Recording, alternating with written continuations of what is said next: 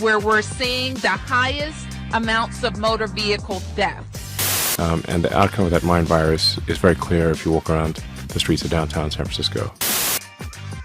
Crumbling cities across the country due to weak and terrible policy. Also, here's what happens when you let people come in who don't share the same cultural ideals as the country that they are infiltrating.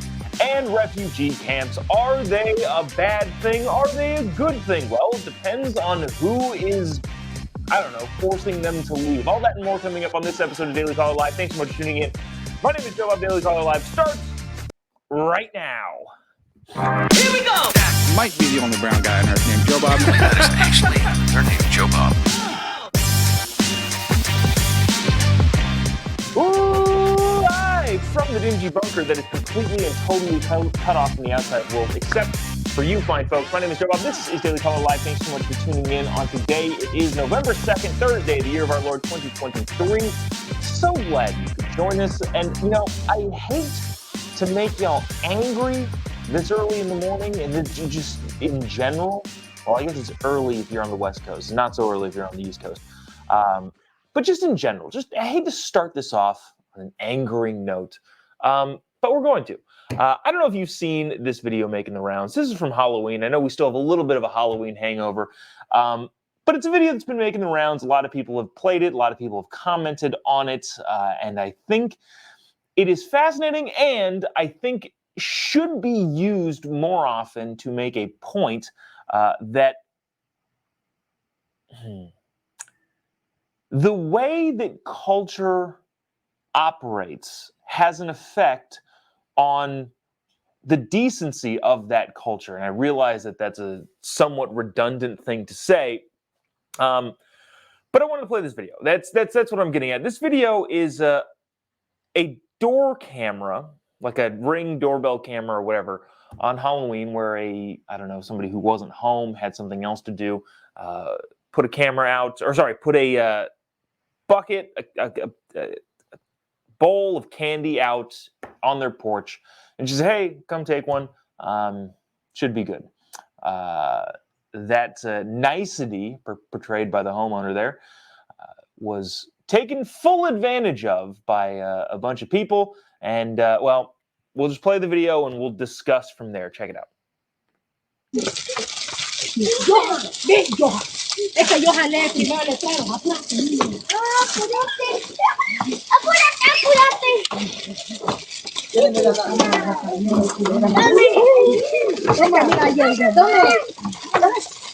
cleaning it dry. Because that's how we do things now.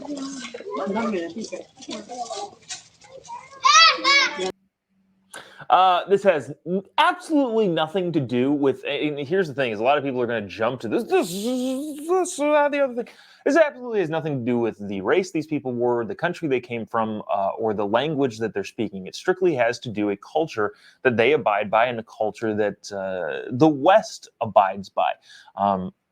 Without getting into this bigger conversation of the collapse of Western values, I think the biggest point to make in situations like this, where people take advantage of the generosity of others, it should be used as a case for the opposition of socialism. I realize, again, I'm using the double negatives. There isn't a better case against socialistic tendencies and socialism ideas than something like this. And the reason for that is this. Do I think that's a terrible thing that these people are doing, especially when you put it in the context of, well, no other kid dressed in a costume. There's parents here. No other kid dressed in a costume is going to be able to get candy from that house. One, they're exploiting the generosity of the homeowner that put out the candy. Two, they're stealing the opportunity from the candy takers of the other kids that are going to come through and probably would have just taken one, or the kids prior that just took one. But here's the thing.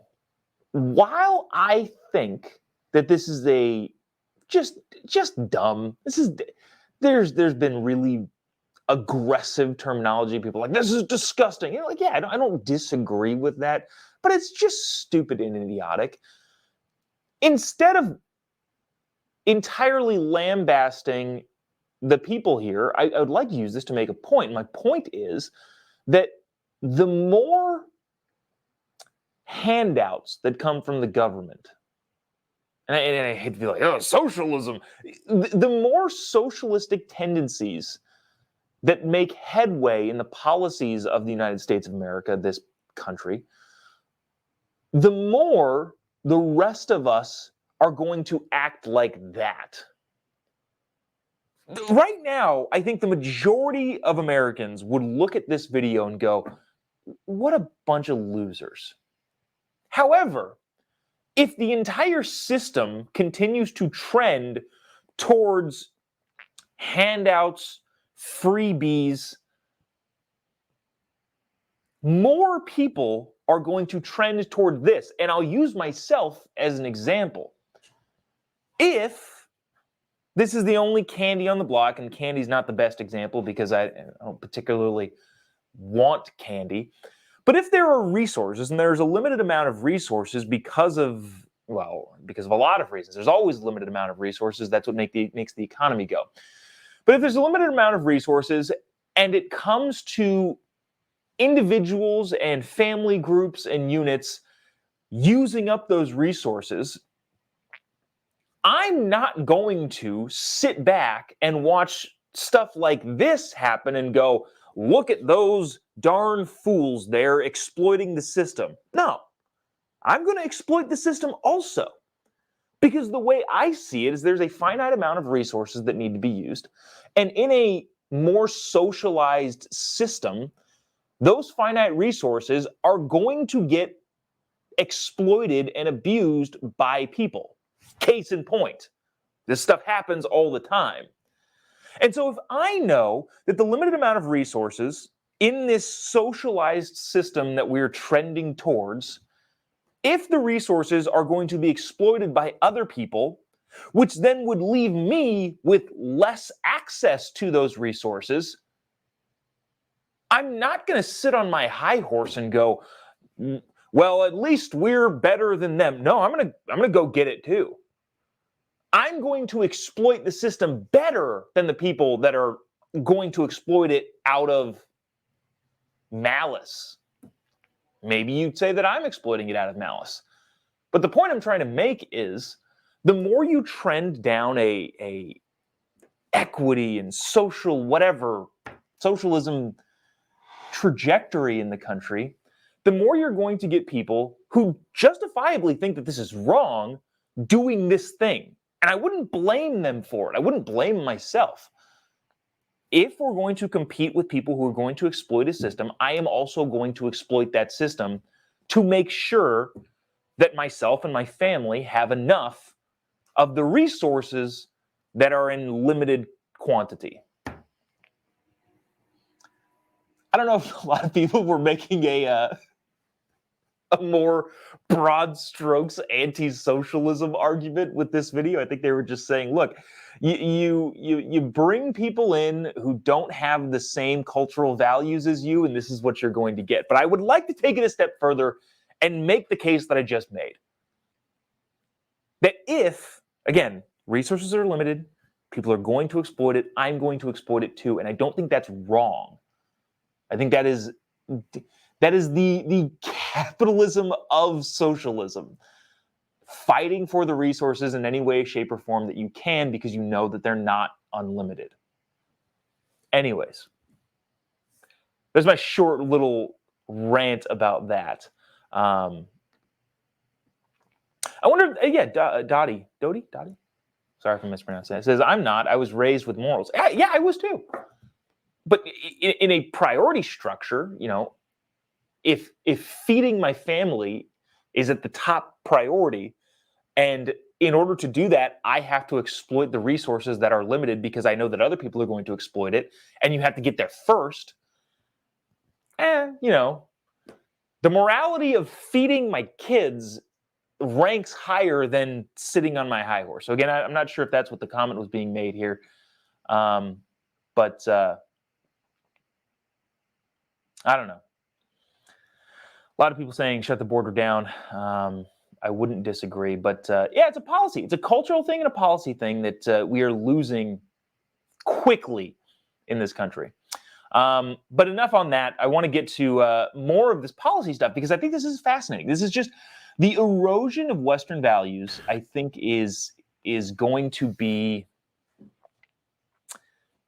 kind of the biggest, broadest conversation, but also have the most real, tangible effects / outcomes, especially going forward. I want to play this because this is fascinating. Elon was on Joe Rogan talking about buying Twitter, and he used a really interesting. Well, what he said was not. I'm just going to play it. Why would I categorize or characterize what he's going to say before he says it? So watch this clip. This is fascinating, and it kind of is in line with this whole idea of policies and value systems and all this sort of stuff, and how bad ideas are disseminating themselves across the country. Check this out. This is Elon on Joe Rogan talking about why he bought Twitter. I mean, this is going to sound somewhat melodramatic, but I was worried about that it was having a corrosive effect on civilization. That it was just having a bad impact. It's where it was located, which is downtown San Francisco. And while I think San Francisco is a beautiful city, and we should really fight hard to kind of right the ship of San Francisco. If you've walked around downtown San Francisco, right near the FK Twitter headquarters, it's a zombie apocalypse. I mean, it's rough. Have you been in that area? Not lately. No. Yeah. I've heard. It's crazy. I've heard it's crazy. I've heard you really can't believe it until you actually go there. You can't believe it until you go there. So now you have to say, well, what philosophy led to that outcome? And that philosophy was being piped to Earth. A philosophy that would be ordinarily quite niche and geographically constrained, so that the fallout area would be limited, was effectively given an information weapon, information technology weapon to propagate what is essentially a mind virus to the rest of Earth. And the outcome of that mind virus is very clear if you walk around the streets of downtown San Francisco.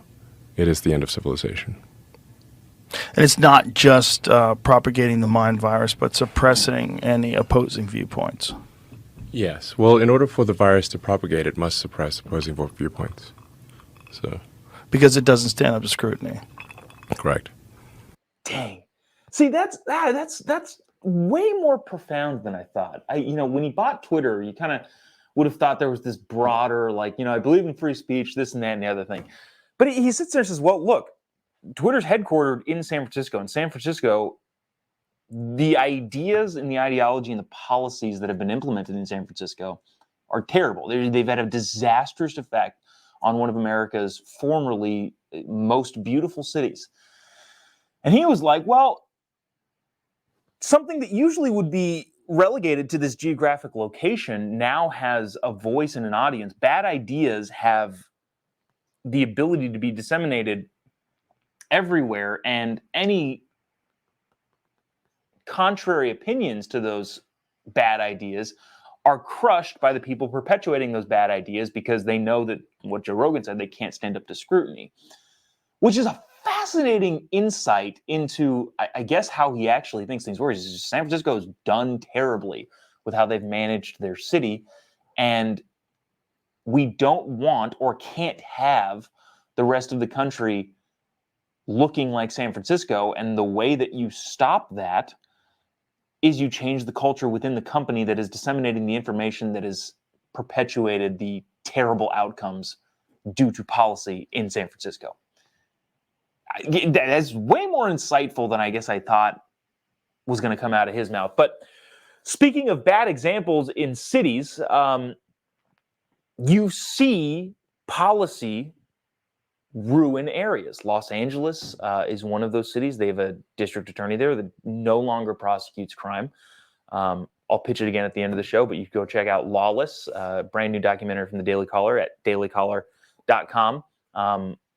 But we talk about, what have these defund the police policies brought on New York, on Austin, on Los Angeles, on Washington, D.C., where they also wanted to defund the police. And speaking of Washington, D.C., here's what you get when you have bad policy that you can't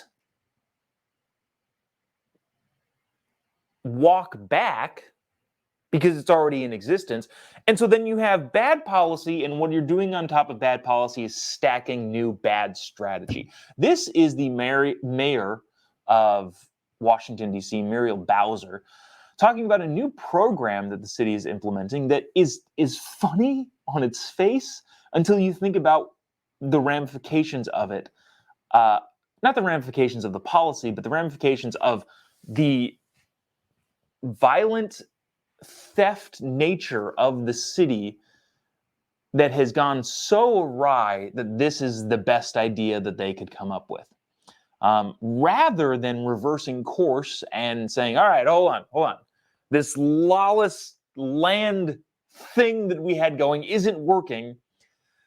They're saying this. Instead, we are going to give you tools to navigate the lawlessness. I want you to watch this clip and tell me if you think this is an idea that'll work. This is Muriel Bowser, mayor of D.C., saying that we're going to give these things to residents and hopefully it'll make it better. Watch this.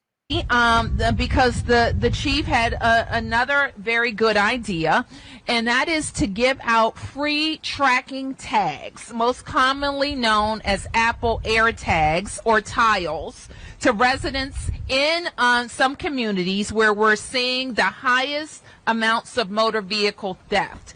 And these tags and tiles will help MPD recover stolen vehicles and hold people accountable. The word will also get out that this is not a community to come in and steal cars because it won't be.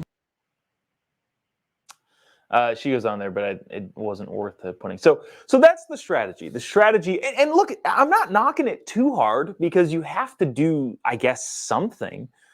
But if you're going to put Apple AirTags in cars so that you can track them when they're stolen, you also have to have the resources in terms of police personnel to go retrieve those stolen cars, which I guarantee you is not a safe mission. And if you're going to need the personnel to retrieve those cars, chances are you're not going to want to defund the police, or even, as you'll find out in the Lawless documentary, have the culture of defunding the police, because there's a huge component of the fact that culture is a big component in this that is intangible, unmeasurable by dollar figures, but having a huge effect on cities that have adopted such a crazy idea. But that's going on there. You know, in all of this, I guess in the from the first conversation we had about the socialization of things and the safety component that we're now talking about, I think this one comment summed it up probably the most. Kiki says, in all caps, just have the most ammo. Yeah, stay strapped, be out, be more armed than the people who are trying to perpetrate violence against you. And that is not a call to violence in any way, shape, or form. That is a reminder to prepare yourself at all times in such a chaotic society that no one is attempting to fix in these deep blue areas. I wanted to move to this because I think, am I not going to get to Gavin for a third day? I think we're not. I thought this was fascinating. So we talked a lot yesterday about the refugee camp, and I was using it in air quotes yesterday because I wasn't entirely sure of the situation. Quickly recap, Israel took out a Hamas leader. The Hamas leader happened to be hiding amongst civilians. The people in the media said Israel bombed a refugee camp. in reality, when you think of refugee camp, you kind of think tents on the outskirts of town that refugees are gathering. That is not the case. That is not what this was at all. This is a displaced group of people from, I think, the 70s that have formed their own city within a city in Gaza. Again, densely populated area, not what you would call a quote-unquote refugee camp. What I'm about to show you is a refugee camp, but not the case. But anyways, the entire world lost their mind about it. The narrative shifted entirely towards anti-Israel. There were people on Harvard yesterday badgering a Jewish dude, which just, again, like the inability to understand the historical components to it, the context around the region. I'm not saying I have the perfect solution to how you solve peace in the Middle East, but also the amount of pro-Palestine / Hamas people that exist in this country is terrifying. But anyways, all that being said, Israel got hit really hard by the media rhetorically for taking out a refugee camp, which of course is not true, but the whole idea of refugee camp came up a lot. Now, interesting, not sure when this was filmed necessarily, but I guarantee you didn't hear about it. I'm going to play you a video clip, and I'll read the captions as they're going through, especially if you're just listening to this on the podcast. This is an actual refugee camp of Afghan refugees who sought refuge in Pakistan. Reportedly, there's about 1.7 million people that have been displaced from those refugee camps in Pakistan and been forced or pushed back into Afghanistan. And their homes in this refugee camp, as you'll see in this video, have been bulldozed and completely eliminated. Now, the only reason I bring this up is because the whole idea of refugees are the biggest and best priority of the world and of caring countries. Yeah, it doesn't seem to be the case, and nobody seems to care unless there's media eyeballs attached to it in the case of Israel-Hamas. And in that case, they're just flat out lying about the idea of refugee camps. But without continuing to talk, this is a clip from the BBC in which Pakistan is pushing people out of actual refugee camps, and nobody in the mainstream media apparently cares. Watch this.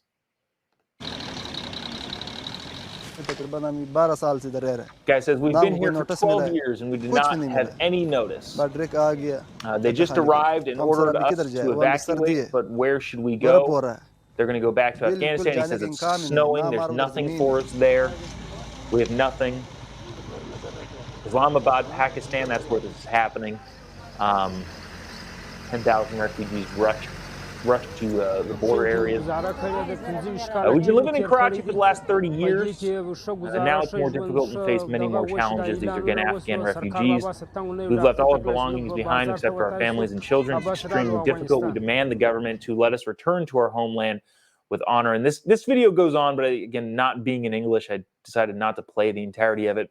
But the point I'm trying to make here, and I think the point that several people, I think Ben Shapiro also shared this, and look, I get it. He has a side pretty hardcore on this, but also I have a side. So I guess this argument made sense to me. Apparently, when refugees are banished from certain parts of the world or not taken in by the Americans, it's just the worst. So refugees are banished from parts of the world that nobody pays attention to. Nobody cares. But when it happens in Israeli context or in an American context, it's just the worst thing in the world. Absolutely. How could you possibly not have any compassion for refugees? Since the Biden administration has been in office, and not to belabor this border point, 6 million people have crossed into this country, and those are the ones that have been counted, not including all of the gotaways, and also not including all of the gotaways that are on the FBI watch list, have gotten into this country.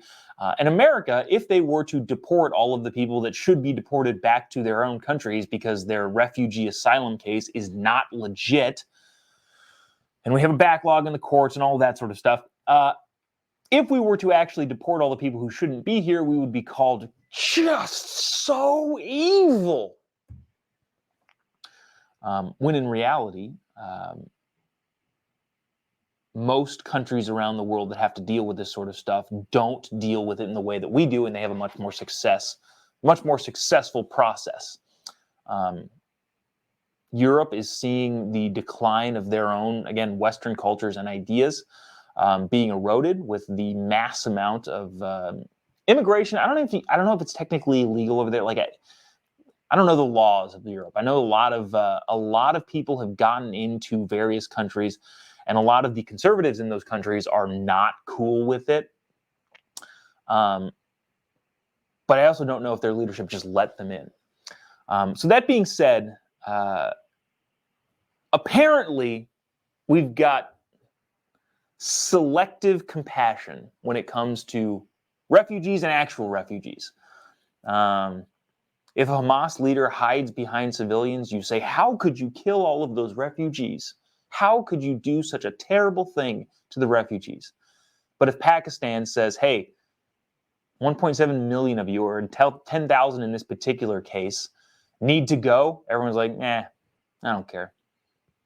I think all I'm asking is be consistent, but I guess consistency and logic and rationale is a difficult lift for a lot of our friends who are guided blindly by emotion. What are you going to do? But yeah, I don't know. Western ideas, the West as a whole, I think is worth fighting for, and I think you should think is worth fighting for. But at the same time, we also have to have a much more cohesive understanding of how important it actually is. Because when you lose Western ideals, you get just a lawless society. Which brings me to this, promoting this again on the show. I'll be talking with Dan Ball today on OAN about this. The brand new documentary from Daily Caller, Lawless, is available now on the Daily Caller platform. Go to dailycaller.com.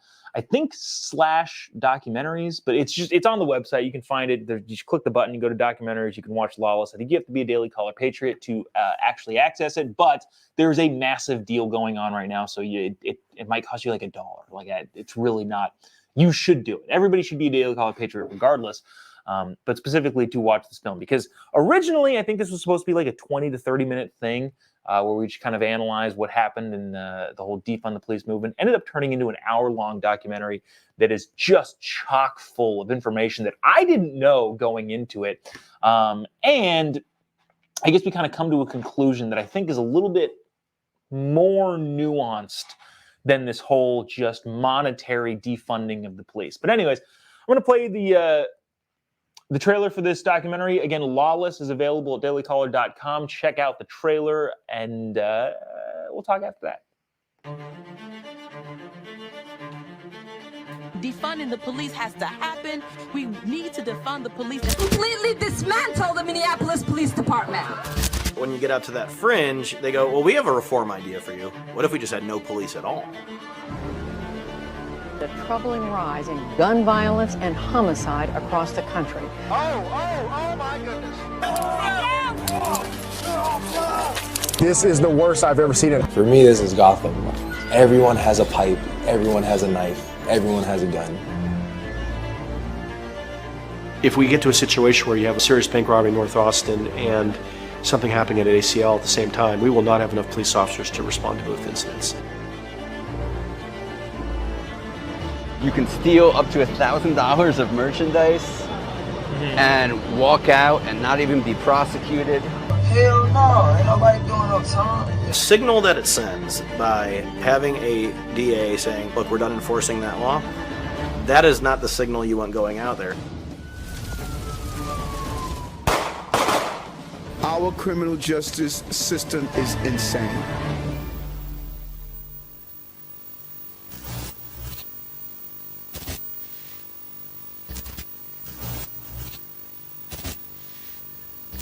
Watching that trailer gets me both fired up and depressed at the same time. I don't know how to handle it. But anyways, had a fantastic time working on that. Bo, the director and writer of that thing, was just so exceeded the expectation that I had. Not that I had low expectations, but he made this thing rock. But yeah, that'll do it for today. We will appreciate you sticking around, tuning in. We'll be back tomorrow, and then I think I had the Gavin Newsom stuff prepared on Tuesday. We just haven't gotten to it because, life happens. The world continues to go around, and Gavin hasn't yet announced that he's running for president. So maybe we'll talk about that more tomorrow. Let's see. Kiki said this. Jobob, take your show on the road with Ben Burkham. I know Ben. Great guy. I don't know Oscar Blue in South America, but I think Ben speaks Spanish. I don't speak Spanish. If that were the case, I might be more inclined. And then Mike, coming at the very end, thanks for a Kamala-free show. You know what? You're welcome. If you've noticed, we haven't really talked about Biden or Kamala all that much. One, because I just feel like it's just... How many dumb things can you highlight of two dunderheads who happen to be at the head of the state? I don't know. It gets a little tiresome talking about Kamala and Joe Biden, but at the same time, they keep saying dumb things. So I guess the last couple days, maybe we should give Joe Biden credit. I've liked what he's had to say in response to the Hamas attacks in Israel and combating his own crazy 10% of his party. So maybe that's our little spiel about Joe Biden. But I think I've also said that the last couple of days. So, wow, there's even more comments coming in at the very end. That'll do it for us today. See you tomorrow. Appreciate you sticking around. If you haven't already, give me a follow on any of your social media platforms. Thursday, not tomorrow, not today. Thursday next week, I will be at UCLA with Charlie Kirk. On November 13th, I will be in Amarillo, Texas. Those are both political speeches. And the comedy show tour rolls on November 17th in Twin Falls, Idaho, and November 18th in Black Falls, Idaho. You can get tickets or find out any information by shooting me a message on any of the social media platforms. Just type in JOBOB. You'll find me pretty much anywhere. That's that. We'll see you tomorrow, same time, same place. God bless America.